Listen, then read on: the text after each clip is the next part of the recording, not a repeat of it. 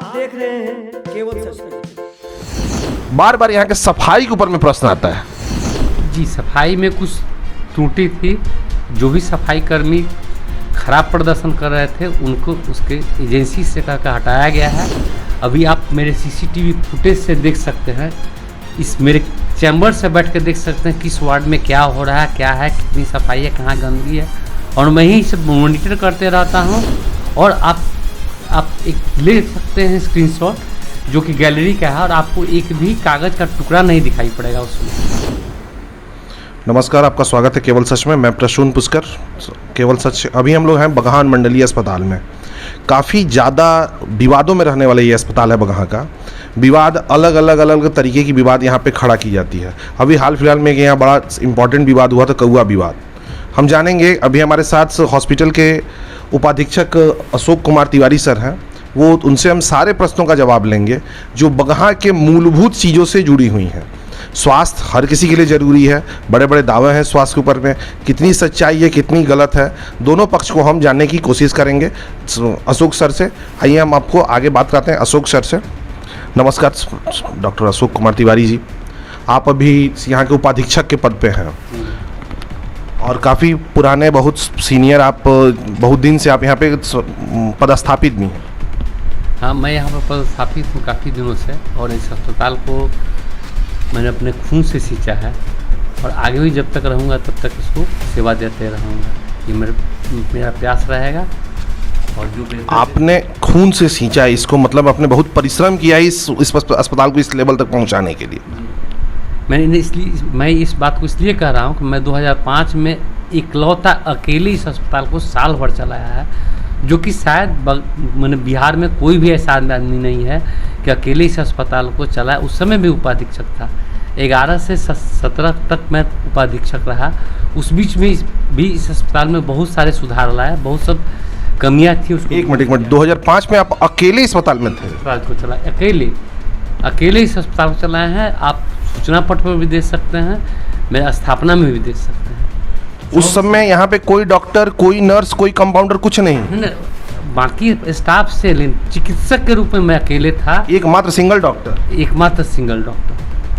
और अभी जो आप अभी यहाँ कितने मानवबल हो गए होंगे? अभी मेरे पास 10 सामान्य चिकित्सक हैं, विशेषज्ञ और सामान्य चिकित्सक, एक डेंटिस्ट हैं, और कुछ चिकित्सकों को हटा दिया गया जो कोरोना काल में थे, उनका टर्म पूरा हो गया है। लेकिन उनके लिए मैंने लिखा है कि उनकी भी सेवा हम लोग ले सकते हैं, बशर्ते कि उन लोगों का कॉन्ट्रैक्ट रिन्यूअल हो जाए।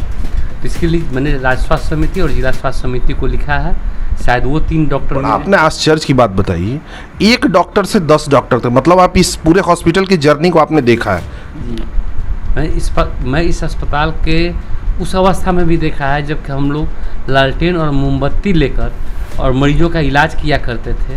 लेकिन जब से राष्ट्रीय स्वास्थ्य मिशन चला है तब से इसमें ये स्थिति आ गई है कि कम से कम अस्पताल में आप जब इंटर कीजिएगा तो आपको ये अनुभव नहीं होगा कि ये बगहा है या दिल्ली है, क्योंकि विद्युत आपूर्ति निर्बाध चलता है। और रहा जहाँ तक बात नर्सिंग केयर, बहुत सुधार हुआ है। जहाँ पर केवल एक नर्स उस समय हुआ करती थी, वो भी जीएनएम नहीं थी, एएनएम थी। अभी के डेट में मेरे पास 25 जीएनएम हैं। मानव बल में काफ़ी बढ़ोतरी हुई है, जहाँ एक डॉक्टर के जर्नी से शुरू किए 1 से 2, 3, एक समय था 11 से 17 में हम दो ही डॉक्टर थे, जो कि 6 साल तक चलाए। आज के डेट में 13 डॉक्टर तक हो गए थे, 17 डॉक्टर भी हुए। लेकिन कतिपय कारणों से कुछ लोगों का स्थानांतरण होकर अभी हम लोग 10+1 डेंटिस्ट हैं। और मेरा प्रयास है कि मानव बल पूर्ण रूप से मूल्य 31 तो सैंक्शनड है, लेकिन डिजायर्ड 40 डॉक्टर का पोस्ट है, क्योंकि जिसमें के 3 physician, 3 surgeon, 3 gynaecologist, 3 paediatrician, 3 anaesthetist और बाकी विभाग के भी चिकित्सकों की आवश्यकता है। और 9 जनरल ड्यूटी मेडिकल अफसर MBBS होने चाहिए, जिसमें 3 महिला कम से कम जरूर हों। उसके अलावा इस अस्पताल में चाहता हूँ कि कोई भी महिला जो हाई रिस्क प्रेगनेंसी वाली हो और जिसको सिजेरियन ऑपरेशन की ज़रूरत हो, हम लोग यहीं पर करें। और इतना ही नहीं, आपको ये जान के खुशी होगी कि यहाँ का ब्लड स्टोरेज यूनिट BSU, मैं पैथोलॉजिस्ट हूँ और मेरे ही नाम से रजिस्टर्ड था, उसका रजिस्ट्रेशन फिर से रिन्यूअल के लिए दिया गया है और मेरे ही नाम से रजिस्टर्ड होगा। तो यहाँ पर ब्लड स्टोरेज यूनिट भी चालू हो जाएगा, और सर्जन अगर और महिला चिकित्सक हो जाए तो यहाँ पर किसी को सीजरियन के लिए दूसरे अस्पताल में नहीं जाना पड़ेगा। अच्छा, आपने जो बताया नकारात्मक बातें तो लगातार होती हैं, हर चीज़ में नकारात्मक और सकारात्मक दोनों पहलू हैं, लेकिन 1 से आप अभी 10 पे गए हैं, और कितनी की ज़रूरत है आपको, कितने डॉक्टर्स की? मेरा तो प्रयास रहेगा कि जो मेरा स्वीकृत मानव बल है 31 मिले ही, लेकिन स्वीकृत के अलावा जो इसका कैपेसिटी है वो 40 डॉक्टर्स का है।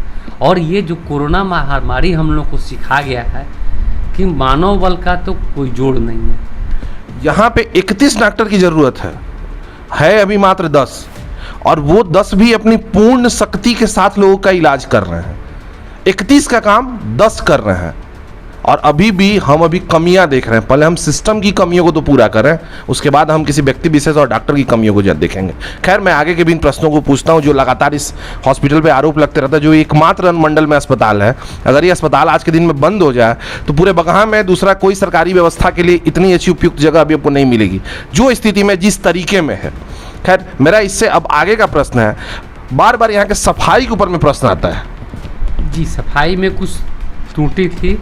जो भी सफाई कर्मी खराब प्रदर्शन कर रहे थे उनको उसके एजेंसी से कहकर हटाया गया है।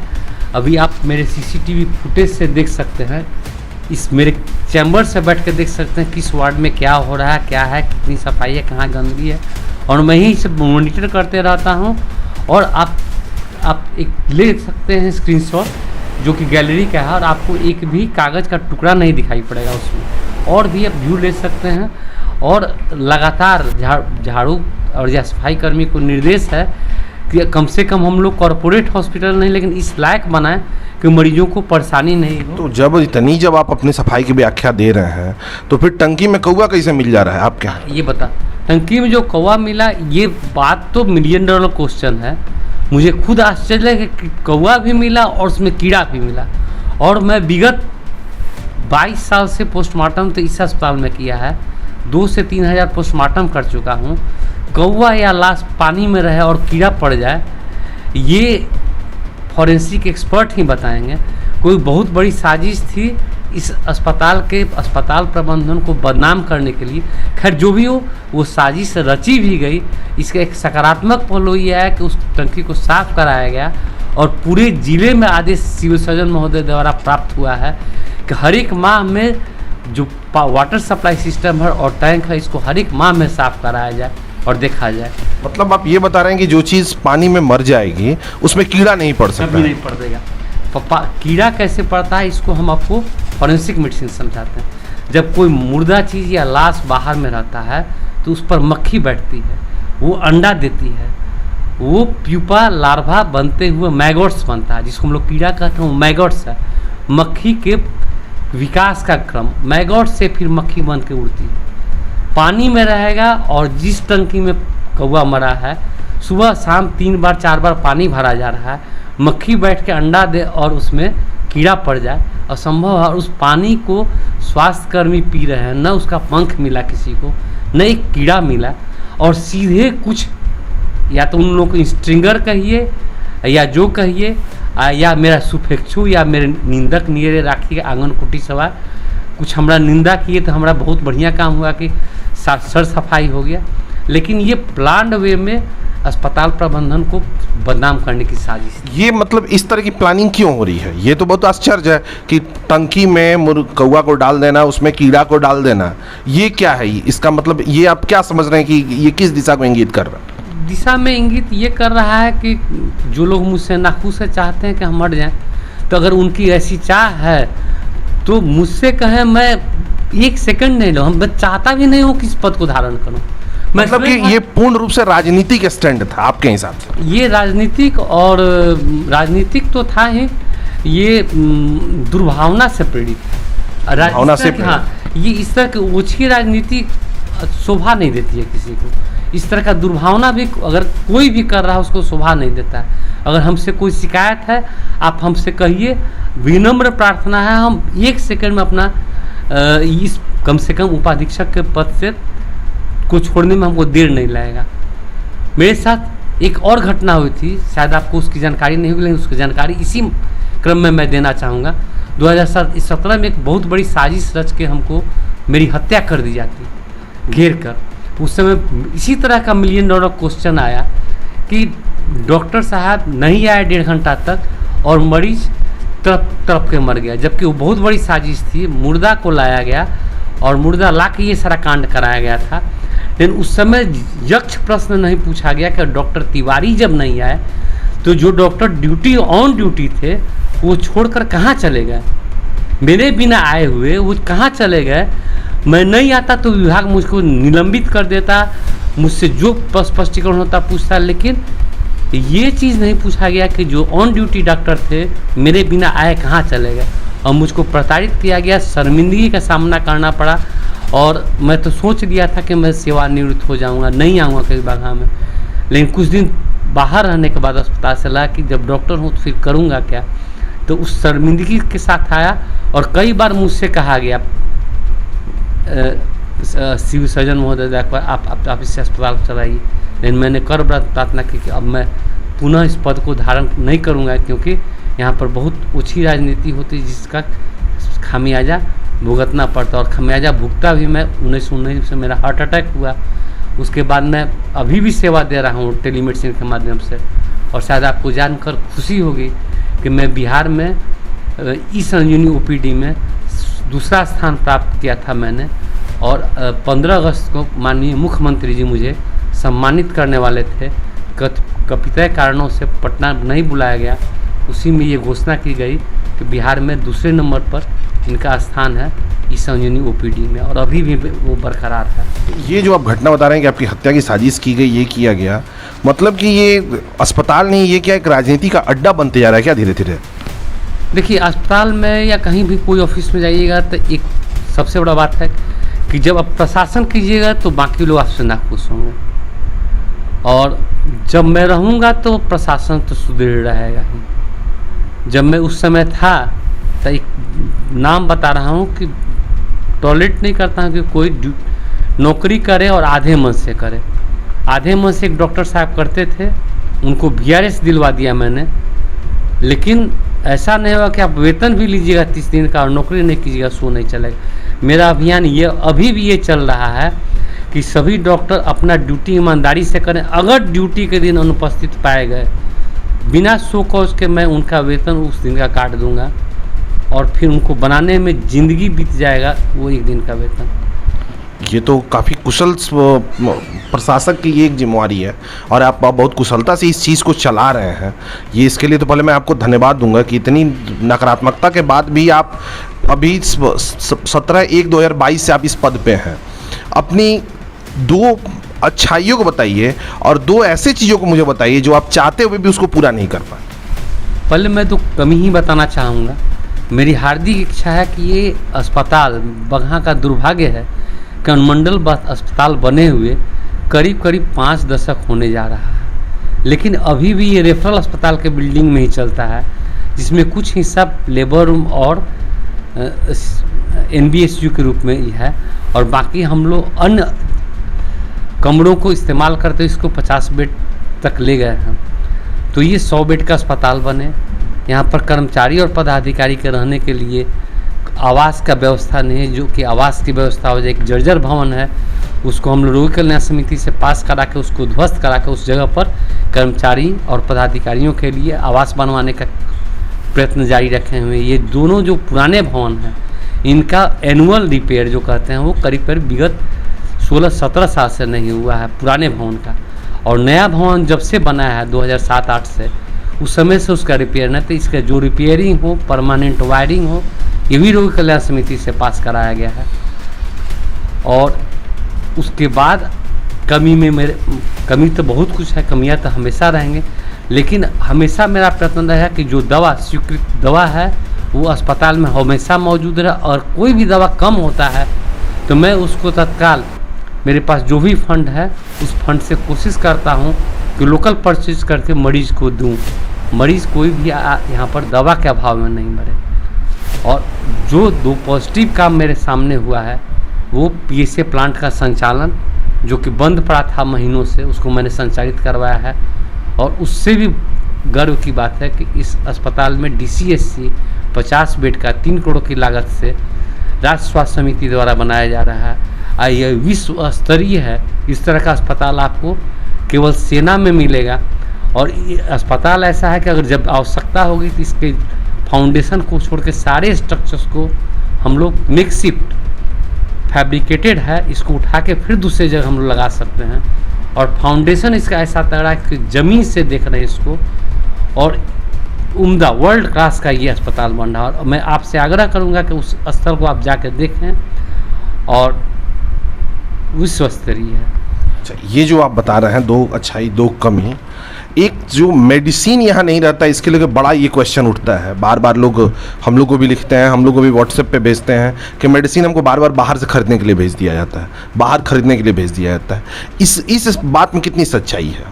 हाँ, देखिए 2-3 समस्या आ जाती है। ऐसा है कि जो मेडिसिन मेरे पास है सूची में वो देना है, लेकिन सबसे बड़ी कमी क्या है बाहर में या बगहा में या हर एक जगह, क्वैक्स होता है क्या कि 3 दिन 4 दिन वैसा दवा जो कि काफ़ी अभी उपयोग में लाया जा रहा है वो लोग डॉक्टर्स के प्रिस्क्रिप्शन जान जाते हैं, और 3-4 दिन दवा चला के मरीज रेसिस्टेंस हो जाता है। तो वैसे में कुछ एंटीबायोटिक्स जो है कि उसमें काम देखते हैं कि ये 4 दिन से लेके आ रहा है, तो ऐसी परिस्थिति से उसको बदलना पड़ता है। कुछ वैसा दवा जो कि काफ़ी प्रचलित है और वो लोग दे दिए हैं, मरीज को बिगाड़ दिए हैं। इस हद तक बिगाड़ दिए कि साधारण मरीज है। अभी आप एक मरीज देख रहे थे जिसको बोल रहा था 6 महीना से डायरिया है, खांसी है, सर्दी है। अब वो क्वैक्स इलाज कर रहा है, 2 खुराक दिया, ठीक हो गया, फिर उसके बाद हो जाता है। तो इस तरह की चीज़ जो जिसके चलते बार बार मिसयूज ऑफ एंटीबायोटिक्स और ड्रग्स होता है, जिसके चलते रेसिस्टेंस होता है। हम लोग पास वैसे मरीज आते हैं जो कि ड्रग रेसिस्टेंट रहते हैं। जो रूटीन दवा दी जाती है उसमें काम नहीं करेगा, फिर लिखेंगे, फिर बीमार पड़ेगा, ठीक नहीं होगा तो मेरा नाम बदनाम होगा। तो वैसी परिस्थिति में वैसा दवा जो कि 2nd लाइन ऑफ ट्रीटमेंट या 3rd लाइन ऑफ ट्रीटमेंट है लिखना पड़ता है मजबूरी में। बाकी ऐसे जीवन रक्षक दवा या कोई भी दवा जो कि मेरे लिए अप्रूव्ड है, मैं ड्यूटी पर आता हूँ, ये मुझे पता चलता है। मैं अपने स्टाफ से कह के जो प्रधानमंत्री जन औषधि केंद्र में और वहाँ पर उपलब्ध है उससे खरीद के मंगवा के देता हूँ। जैसा कि आपको बहुत एक जीवन रक्षक दवा है, आपको हाइड्रोकोर्टिसोन, अगर सप्लाई नहीं रहेगा, बच्चा को अगर नहीं दिया जाए तो मर जाएगा बर्थ एस्फिक्सिया में, तो वैसा दवा हमेशा ज़्यादा खरीद के मंगाते रहता हूँ। कफ सिरप अभी आपको अस्पताल में वर्षों से नहीं था, मैं आया और मार्च में जो मेरे पास जो भी फंड था उससे अभी आपको कफ सिरप दिया जा रहा है, जो कभी हमको जहाँ तक जानकारी बिहार में शायद ही कहीं हो। लेकिन मैंने देखा कि कुछ कारणों से कफ सिरप बैड रिप्यूट में पड़ गया था, लोग मिसयूज करते थे, कुछ नशा के रूप में यूज़ करते थे। सो हम लोग गार्डेड अमाउंट में देते हैं कि कोई इसको नशा के रूप में यूज़ नहीं करे, 3 दिन का ही डोज दें। लेकिन कफ सिरप है या जो भी दवा है जो ज़रूरी है वो मरीज को दिया जाए। एक और आरोप आपके हॉस्पिटल में सबसे ज़्यादा लगता है कि मरीजों को आप रेफर सेंटर है, कोई आए और तुरंत आप उठा के उसको रेफर कर देते हैं, इसमें कितनी सच्चाई है? देखिए ये बात बहुत जगह हमेशा कहा जाता है कि मरीज को रेफ़र कर दिया जाता है। हर एक संस्था की एक अपने कुछ सीमित साधन और कुछ कमियां हैं। कमियां ये हैं, जैसे अभी मैंने बताया कि मानव बल स्वीकृति मेरे पास कम है, संसाधन कम है। मान लीजिए कोई भी मरीज अभी रोड ट्रैफिक एक्सीडेंट है, उसमें मल्टी मोडिलिटी ट्रीटमेंट होता है, ट्रॉमा सेंटर चाहिए। तो अब कोई हार्ट अटैक का मरीज आता है, ब्रेन हेमरेज का मरीज आएगा, रोड ट्रैफिक एक्सीडेंट आएगा, तो उसको हम फर्स्ट एड करके भेजेंगे ही। ये जो कहावत कह दिया गया है कि यहाँ रेफरल सेंटर है, आप अगर मेरी ओपीडी में है, ओपीडी से मैं कितना मरीज भेजता हूँ, जो रूटीन मरीज है उसका परसेंटेज, और जो सीरियस मरीज है, अब मेरे पास मारपीट और इस तरह का मरीज, हेड इंजरी का मरीज आ रहा है, हम उसको जो भी ट्रीटमेंट देकर भेजते हैं बाहर, अगर बच जाता है तो एक डॉक्टरी में कहावत है कि timely referral is a part of treatment.